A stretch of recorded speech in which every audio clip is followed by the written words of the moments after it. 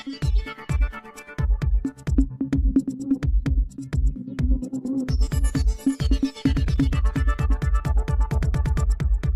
याच्या अगोदर विद्यार्थ्यांची आम्ही ते चर्चा करत होतो.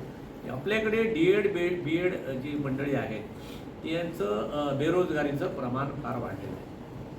मी तुमच्याकडे डाटा सांगतो तुम्हाला 2 मिनिटं. मी काल सिंधुदुर्गात पण प्रेस घेतली, तुम्ही ऐकली असेल, पण तुमच्या माध्यमातून सिंधुदुर्ग आणि रत्नागिरीसाठी आम्हाला काही नवीन या येणाऱ्या अधिवेशनामध्ये काही गोष्टी आम्हाला आणायच्या आहेत. त्या दृष्टीने माझा प्रयत्न आहे. मागच्या विधान परिषदेच्या अधिवेशनामध्ये मी एक विषय मांडला होता, तो म्हणजे जिल्हा संवर्ग भरत्यांसाठी करा आणि आमचे जे बेरोजगार पोरं आहेत गावागावात त्यांना रोजगार मिळाला पाहिजे असा विषय मांडला होता. मी काल सिंधुदुर्गाचा थोडा एकूण आढावा घेतला. एकूण जिल्हा परिषद मी प्राथमिक शिक्षकांविषयी आज बोलतो आहे. बाकी सगळ्या गोष्टी नाही, पण एक नटसेल म्हणून तुम्हाला या गोष्टी सांगतो की झेडपीच्या 1314 शाळा आहेत झेडपी सिंधुदुर्गात. एकूण शिक्षक आहेत 4500 सिंधुदुर्गात. स्थानिक लोक 20% आणि बाहेरची मंडळी 80%. रत्नागिरी जिल्हा मी सकाळपासून सगळी माहिती घेतली. झेडपीच्या शाळा आहेत 2363 पहिली ते 7वी. एकूण शिक्षक आहेत 5543. स्थानिक शिक्षक जे आहेत ते 30%. 70% अजून बाहेरची मंडळी. बाहेरची म्हणजे महाराष्ट्रातल्या कोकण सोडून. एकूण विद्यार्थी आहेत 55,597 आणि सिंधुदुर्गात जवळजवळ 35,000 विद्यार्थी.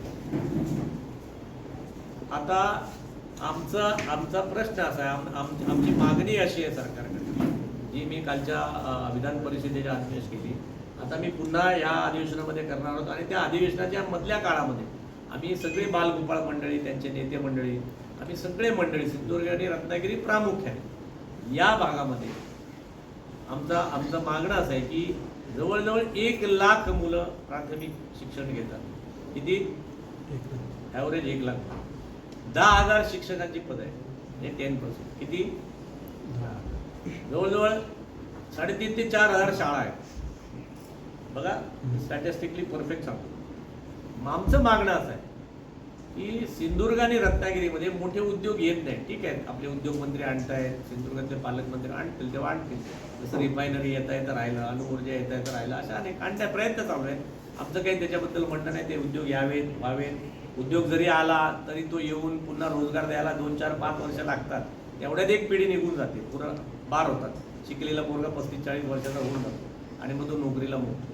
आमचं पत्रकार मंडळी असं म्हणणं आहे आज तुमच्या माध्यमातून सरकारला आणि तिथल्या स्थानिक मंडळीला, हे सिंधुदुर्गात मी काल म्हणलं की सिंधुदुर्ग रत्नागिरीमध्ये आमची ही 1 लाख पोरं शिकतात. ही 1 लाख पोरं इथल्या स्थानिक जनतेची मुलं आहेत, ती इथे शिकतात. म्हणून 10,000 शिक्षकांची पदं निर्माण झाली. ही पदं आमची लोक गावात राहतात. सिंधुदुर्ग रत्नागिरीतली स्थानिक मंडळी सगळी शेतकरी जे काय आहेत ते, त्यांच्यामुळे 1 लाख मुलं इथे जन्माला आली आणि ती शाळेत जातात. त्यांच्यामुळे ही पदं निर्माण झाली. तुम्ही रोजगार आणाल तेव्हा आणाल, उद्योग आणाल तेव्हा आणाल, पण किमान या 10,000 पदांवरती पहिला हक्क सिंधुदुर्ग आणि रत्नागिरीतल्या मूळ जनतेच्या पोराबाळांचा आहे. पत्रकार म्हणजे मला लक्षात आलं ना. आता त्याच्यातच त्या मापात पाप नको म्हणून जसं तुम्ही आदिवासींसाठी पेसा कायदा केलाय, माहिती असेल तुम्हाला.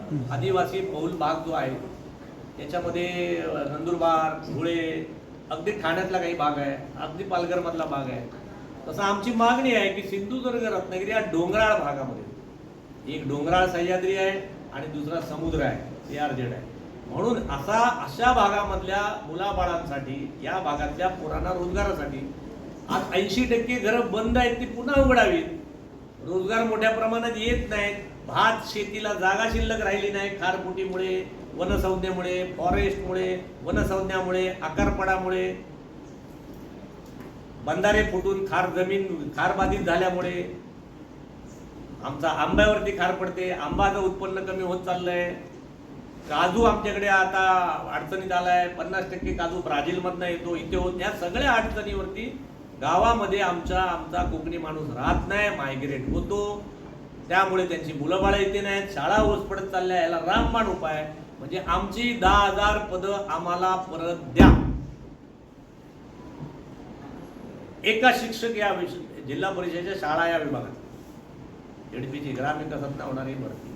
अशाच मग महसुली भरती आहेत, आरोग्याच्या भरती आहेत, ग्रामसेवकापासून तलाट्यापासून त्या अगदी आरोग्याच्या ज्या क वर्ग आणि इतर वर्ग जो आहे क्लास 1 क्लास 2 सोडून बाकी सगळ्या भरत्या, या सगळ्या भरत्या जिल्हा संवर्ग म्हणून झाल्या पाहिजे असा आमचा आग्रह आहे.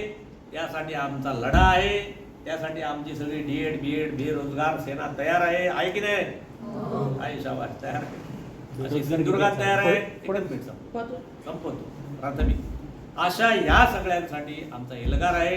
येणाऱ्या अधिवेशनामध्ये अशा प्रकारचं बिल आणणं असा आमचा आग्रह आहे. आम्ही माननीय मुख्यमंत्री, माननीय उपमुख्यमंत्री दोन्ही, आमचे दोन्ही पालकमंत्री या सगळ्यांपर्यंत आणि शिक्षण मंत्री, ग्रामविकास मंत्री या सगळ्यांना आम्ही भेटणार आहोत.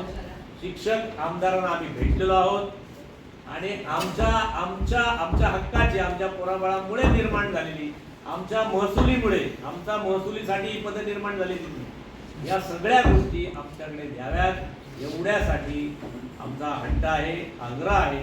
पुन्हा आमची 80% घरं उघडावीत असा आमचा आग्रह आहे. हा आग्रहाची मागणी तुमच्या माध्यमातून जनतेपर्यंत नेतो. लवकरच आता आम्ही सिंधुदुर्ग रत्नागिरीची आमची बेरोजगारांची असोसिएशन आहे, जी मुलं आहेत त्यांच्या माध्यमातून सिंधुदुर्ग असेल, रत्नागिरी असेल, मुंबई असेल, या सगळ्या ठिकाणी आम्ही गाठीभेटी सुरू करणार आहे. माननीय रवींद्र चव्हाण आमचे प्रदेश अध्यक्ष आहेत. आमच्या साखरे साहेबांच्या माध्यमातून ही सगळ्या गोष्टी त्यांच्यापर्यंत पोहोचवलेल्या आहेत. आम्ही सगळ्या मंत्र्यांना, सगळे विरोधी पक्ष असतील, सत्तेतले असतील, पालकमंत्री असतील, सगळ्यांना आम्ही कन्व्हिन्स करणार आहोत. सगळ्यांना सोबत घेऊन हा प्रश्न कायमस्वरूपी सुटावा असा आमचा आग्रह आहे.